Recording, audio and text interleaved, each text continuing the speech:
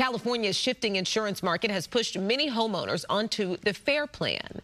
The executive director of Consumer Watchdog says California's insurer of last resort provides low benefits and very high cost.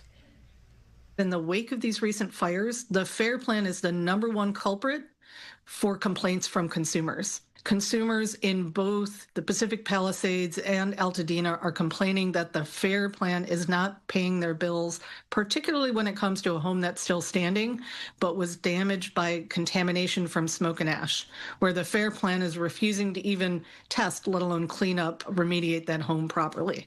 And so the FAIR plan is not where anyone wants to be, but they're stuck there because the private insurance industry has refused to sell people and dump them there. That's another reason why we've really been urging a requirement that insurers cover fire-safe homes. She encourages anyone currently on the FAIR plan to periodically check with an insurance broker to see if you can switch to another provider.